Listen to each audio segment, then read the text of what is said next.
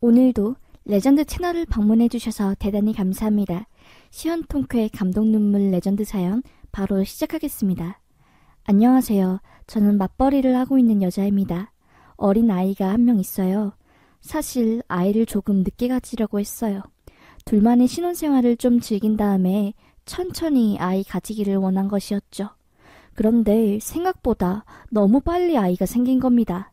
피임을 했음에도 불구하고 예상치 못한 아이가 생긴 것이었지요. 너무너무 어지럽고 토할 것 같고 감기 몸살 기운이 있길래 남편한테 약을 사오라고 시켰어요. 그런데 순간 임신인가 싶어서 만약에 만에 하나라도 아이가 있으면 감기약 먹으면 안 되니까 테스트기까지 사오라고 했지요. 처음에 테스트기 했을 때는 한 줄이더라고요. 다행이다. 남편도 한숨 덜었는데 점점 옅은 한 줄이 더 생기는 겁니다. 그러니까 두 줄인 것이었죠. 결과적으로 전 임신한 거였어요. 처음에는 뭐가 뭔지 몰라 많이 혼란스럽고 힘들었어요.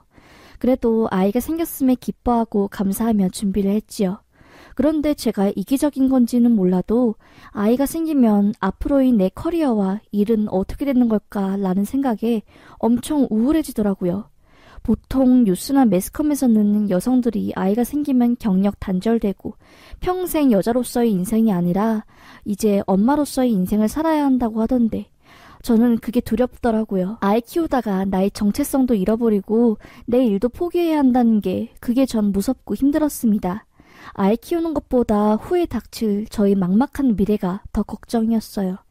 한참을 혼자 끌어안고 끙끙 앓다가 남편한테 말했습니다. 아이 낳고 퇴사하기 싫어. 육아휴직 쓸 수 있는 데까지는 전부 쓰고 그 다음에는 나 이제 일하고 싶어.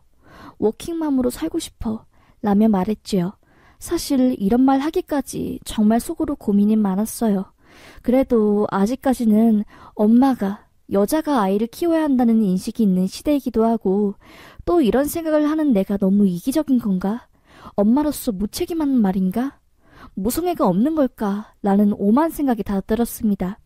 고민하고 고민하다가 남편한테 먼저 말을 꺼냈는데 얼마나 눈물이 나던지 제가 그 말을 하자마자 남편은 왜 그걸로 혼자 고민했어? 여자 혼자 애 키워? 남편이랑 같이 하는 거지. 절대 그건 걱정하지 마. 나라에서 돌보미 선생님들 지원도 해주고 맘시터도 있으니까 다양한 방법을 생각해보자. 라고 하며 절 달래더라고요. 절대 걱정하지 말고 경력 단절, 육아 우울증, 산후 우울증 이런 거 안 오게 본인이 책임지겠다면서 절 안심시키더라고요. 덕분에 걱정 한숨 덜고 아이 태교에만 집중할 수 있었습니다. 가족의 염려와 사랑 덕분에 건강한 아이가 태어났고 저는 예정대로 최대한 육아휴직 낼 수 있을 만큼 내서 아이를 돌보았어요. 남편도 육아휴직 내서 같이 육아했고요. 그러다 제가 더 이상 휴직가를 낼 수 없는 상황이 오고 돌보미를 고용할 수밖에 없는 상태가 왔습니다. 내가 아닌 다른 사람한테 아이를 맡긴다는 불안감과 또 죄책감 때문에 힘들었어요. 그런데 맘카페 같은 곳을 보니 많이들 돌보미 쓰시더라고요. 문제는 괜찮으신 돌보미 선생님을 구하는 것이었지요. 대기도 길고 했지만 미리 신청해 놓은 덕분에 문제없이 고용해서 저는 회사에 복직하게 되었습니다. 초반에는 걱정도 많이 돼서 전화도 하고 발도 동동 구르고 했어요. 그런데 시간이 지나니 훨씬 편하고 이런 말을 해도 될지 모르겠지만 회사 나가서 사람들을 만나니 숨통이 트이는 기분이더라고요. 그렇게 몇 개월이 지나고 평화로운 나날들을 보내고 있었는데 일이 터진 겁니다. 아기가 몸에 화상을 입은 거예요. 돌보미 아줌마가 뜨거운 물 넣어둔 병을 아기 바로 옆에 두었고 아기가 뒤척이면서 그걸 건드렸나 봐요. 물이 확 쏟아지면서 아기 발가락 쪽에 조금 흘렸는데 아기이다 보니 살이 워낙 연하니까 화상으로 바로 이어진 것이었죠. 전화 받고 너무 깜짝 놀라서 바로 병원으로 달려갔어요. 외근 나가 있어서 일 빼기가 굉장히 힘든 상황이었는데 부장님한테 상황 설명하고 겨우겨우 병원으로 갔지요. 도착하니 아기가 앙앙 울고 있고 돌보미 아줌마는 진땀을 흘리고 계시는데 눈물이 왈칵 쏟아지더라고요. 괜히 내 욕심 때문에 아이를 힘들게 한 건 아닐까. 오만 가지 생각이 다 들었습니다. 다행히 의사선생님께서 심한 건 아니고 약 꼬박꼬박 바르고 하면은 흉 터지지 않을 거라고 괜찮다고 하시더라고요. 가끔가다 애기 분유 탄다고 뜨거운 물 받아놓고 쏟아지는 경우가 있다고 꼭꼭 조심하고 체크해야 한다고 주의 줬고요. 돌보미 아주머니는 이런 일이 처음이라고 죄송하다면서 연신 고개를 푹 숙이고 당황하셔서 땀이 줄줄 흐르시는데 고의적으로 그러신 게 아니라 뭐라 할 수도 없고 사실 뭐라 할 마음도 없었지만요. 괜찮다고 앞으로는 조금만 더 주의해 주시면 좋겠다고 하고 말았지요. 그동안 애기 잘 돌봐주셨으니까 믿었던 것이었죠. 또 돌보미 아줌마도 죄송하다고 하니까 더 이상 원성 높이기도 싫었고요. 그렇게 사건이 마무리되고 하루하루 지내고 있었는데 돌보미 아줌마께서 그만 몸에 탈이 난 겁니다. 심성이 여리신 아줌마께서 그 일로 걱정이 많으셨나봐요. 아이 돌볼 때마다 신경 쓰고 더 조심하려고 하다 보니 스트레스가 많이 쌓이셨고 그게 병으로 이어진 거예요. 스트레스성 위장장애가 생기셔서 조금 힘들어하셨는데 그게 쌓이고 쌓이다 보니 도저히 아기를 돌볼 수 없는 상태가 된 것이었죠. 얼마나 신경을 많이 쓰셨으면 너무 마음이 아프더라고요. 돌보미 아주머니 마음도 이해가 되었고요. 결국 아주머니께서 일을 그만두어야 할 것 같다고 돈 몇 푼 벌자고 하다가 내가 먼저 저 세상 가버리겠다고 하시더라고요. 어쩌겠나요. 가겠다는 사람 붙잡을 수도 없고 아쉬울 뿐이었지요. 고의적으로 낸 사고가 아니었는데 안타깝고 마음이 쓰였습니다. 아이한테 잘해주려다가 그렇게 된 거라는 걸 누구보다 더 잘 알았기에 없는 형편이었지만 원래 월급에 조금 더 돈 얹어서 드렸습니다. 그리고 급하게 다른 돌보미 선생님이 오셨어요. 그만두신 돌보미 아주머니는 나이가 있으시고 연륜이 있는 분이었는데 새로 오신 분은 젊더라고요. 어떻게 보면 굉장히 앳돼 보이고 돌보미 하기에는 나이가 젊어 보이지 않나 싶기도 했습니다. 전분대 나오셨는데 육아 관련한 학과 출신에 관련 일도 많이 하신 분이더라고요. 신뢰가 되었습니다. 그렇게 새로 오신 돌보미 분을 믿고 저는 안심하며 다시 회사에 출근하게 되었어요. 그렇게 또 평화로운 하루하루를 보내고 있었습니다. 금요일 오후에 돌보미 아주머니께서 퇴근하시고 저와 남편 그리고 아가 이렇게 셋만의 시간을 보내고 있었습니다. 모처럼 맥주 한 캔 까면서 거실에서 남편과 함께 뉴스를 보고 있는데 충격적인 내용이 나오는 겁니다. 저 같은 애 엄마라면 정말 개탄하지 않을 수가 없는 내용이었어요. 어떤 돌보미 분이 작고 작은 아이를 무차별하게 괴롭히고 학대하는 자료 영상이었어요. 평소에 워낙 시간이 없어서 TV나 뉴스를 안 보는 저이기에 이 상황이 요즘 문제가 되는 줄 몰랐습니다. 저는 당연하게 돌보미 아줌마를 신뢰하고 모든 걸 맡겼고 의심조차 하지 않았거든요. 세상에 이렇게 작고 어린 아이를 때리고 꼬집을 때가 어딨다고. 영상을 보는데 저도 모르게 눈물이 줄줄 나오더라고요. 남편도 충격받아서 얼굴이 굳고 옆에서 막 욕을 했습니다. 안 되겠다고 혹시 모르니 우리 집도 홈 CCTV 설치해야겠다고 하면서요. 그리고 다음날 남편이 어디 갔다 오니 홈 카메라? 하여튼 무슨 펭귄 모양인데 가운데에 카메라 달려있는 걸 사왔더라고요. 벽에 달기에는 무리가 있고 일단 혹시 모르니 애기 방에 설치해놓자고. 당장 돌보미 아줌마를 의심하는 게 아니라 혹시 모를 사태를 대비하는 거라고 하면서요. 알겠다고 그러자고 했지요. 그날 뉴스를 보고 저희 부부가 충격을 받아서 그런지 사람들이 다 무섭고 믿지 못하겠다는 생각이 들었거든요. 그렇게 카메라를 설치하고 애랑 주말을 보내다가 평일이 되어 회사에 출근하게 되었어요. 정신이 없어서 카메라 설치했다는 거 말하지도 못했고 또 막상 설치하고 나니 신경 안 쓰게 되더라고요. 딱 첫날만 회사 쉬는 시간에 잠깐 확인하고 그 다음부터는 아예 보지도 않았어요.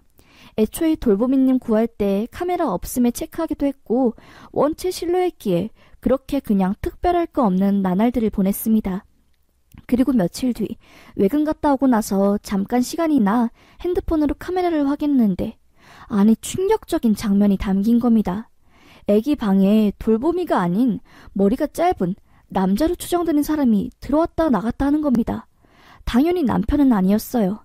남편은 등치가 큰 사람이었고 CCTV에 담긴 사람은 몸이 빼쩍 마르고 키도 작았거든요. 애기 방에 불이 꺼져 있어서 제대로 보이진 않았지만 돌보미와 그 짧은 머리인 남자로 추정되는 사람이 포옹을 하는데 분노가 솟구치더라고요. 뭐하는 짓인가 싶어서 녹화된 그 전날들 영상과 그 전 시간 영상들을 다 돌려봤습니다. 그런데 정말 더 충격적인 장면들이 나오더라고요. 우리 애기 분유통을 열어서 그 돌보미의 애인, 지인으로 추정되는 그 외간 남자가 봉지에 분유를 막 담아가고 가방에다가 우리 애기 기저귀를 막 넣더라고요. 그리고 우리 애 옷 넣는 서랍장에서 옷을 막 꺼내보고 구경하고 애 장난감도 다 열어보고. 이게 뭐하는 짓이지? 미친 건가? 도둑놈들인가 싶었습니다. 이건 약과였어요. 그 전날 영상을 보는데 아니 그 남자가 우리 애가 아닌 다른 애를 데리고 방에 들어오는 겁니다. 그러니까 우리 애기 침대에 우리 애기랑 그 외간 남자가 데려온 애기를 같이 눕히고 재우더라고요. 얼굴에 열불이 올라오고 손이 막 덜덜 떨리는데 어떻게 할 바를 몰랐습니다. 그리고 지 애한테 우리 애 옷 입히고 장난감 쥐어주고 마치 집 주인인 양 생쇼를 하는데 심장이 벌렁벌렁 거리더라고요. 돌보미는 우리 애 안고 있고 그 외간 남자는 지 자식 안고 있고 막 닭살이 올라오는데 겨우 흥분되는 걸 가라앉히고 저는 남편한테 바로 전화해서 내가 보내준 스샷이랑 카메라 좀 봐봐. 미친 것 같아 라고 하며 분통을 터뜨렸지요. 남편도 깜짝 놀라서 당장 집으로 가야 하는 거 아니냐고 하더라고요. 저와 남편은 급하게 반찬내고 집으로 달려갔습니다. 집 앞에서 남편 얼굴 보자마자 막 눈물이 터져 나오는 걸 겨우 꼭꼭 눌러 담고 바로 집으로 들어갔습니다. 비밀번호 누르자 안에서 소란스러운 소리가 들리더라고요. 문을 딱 여는데 돌보미가 애 방에서 급하게 나와 어떻게 지금 이 시간에 오신 거예요? 하면서 엄청 당황해 하더라고요. 저는 바로 고래고래 소리 지르고 미친년이냐면서 욕이란 욕은 다 퍼부었습니다. 우리 애 어딨어 하면서 소리 지르는데 애 방에서 애기 2명이 우는 소리가 들리더라고요. 돌봄이 어깨 밀치고 들어갔는데 방 안에서 CCTV로 확인한 외간 남자가 지 애로 추정되는 애를 안고 어쩔 줄 몰라 하는 겁니다. 그리고 자세히 보니 남자도 아니더라고요. 그냥 머리를 보이시하게 자른 아주 앳된 여자였습니다. 뭐 거의 10대 20대처럼 아직 젖살도 안 빠진 느낌이었는데 몸은 깡말랐고 머리만 수더분하게 남자처럼 잘라서 카메라상으로는 남자처럼 보였던 것이었지요. 저는 돌보미가 지 남자친구 데려와서 저희 집에서 이상한 짓 하는 줄 알고 화난 거였습니다. 아니 그런데 여자라니? 그리고 그 여자가 애를 데리고 오다니. 당최 상황이 이해가 안 됐어요. 그 여자는 무릎을 꿇으며 죄송하다고, 정말 죄송하다고 싹싹 빌고 돌보미도 그 여자 옆에 와 무릎을 꿇고 천천히 설명해드릴게요. 정말 한 번만 용서해주세요. 라고 하며 울더라고요. 저보다 남편이 더 화가 나 도대체 이런 경우가 어디 있는 거냐며 막 소리를 질렀고요. 카메라 설치해서 발견해서 망정이지 카메라도 없었으면 우리 없는 시간에 집주인 노릇하고 별짓 다 했을 거 아니냐며 말 들을 필요도 없다며 엄청 화냈습니다. 돌보미와 그 외간 여자는 카메라가 있는 줄 모르고 그딴 짓을 저지른 거였고요. 그때 거의 숨 넘어갈 듯이 우는 돌보미가 힘겹게 말을 꺼내는 겁니다. 모든 걸 책임지겠다고 하면서 충격적인 이야기를 시작하는 겁니다. 사장님, 사모님, 정말 죄송합니다. 입이 10개라도 할 말이 없어요. 모든 걸 책임질게요. 제 옆에 있는 아이는 제 친동생입니다. 애가 아직 학생인데 아이를 가졌어요. 나이차가 많이 나는 동생이고 부모님 없이 할머니 손에 자라다 할머니가 돌아가시고 나서 서로에게 의지하며 살았는데 제가 미처 신경을 많이 못 써서 그런 건지 애가 그만 사고를 친 겁니다. 이 어린 나이에 아직 학생인 나이에 아이를 가지게 되었고 애 아빠도 학생이라는 이유만으로 책임 못 진다며 도망간 상태예요. 육아 관련 공부를 했음에도 저는 동생의 앞날이 걱정되어 아이를 지우라고 했지만 끝까지 키우겠다고 하대요. 그렇게 동생은 아이를 낳고 저는 동생과 조카까지 책임지기 위해 안 한 일이 없었어요. 그러다 찾은 게 돌보미 일이에요. 동생의 아이 돌보기에는 많이 어리고 미숙하니 내가 돌보미 일을 하면서 몰래 돌보미 집에 동생이랑 조카 데려와서 같이 돌보면 돈도 벌고 괜찮지 않을까 생각한 거예요. 그래서 CCTV 설치되어 있지 않다고 체크되어 있는 집을 선택한 거고 저는 아무 의심 없이 동생과 조카를 데리고 해서는 안 될 짓을 했습니다. 정말 죄송합니다.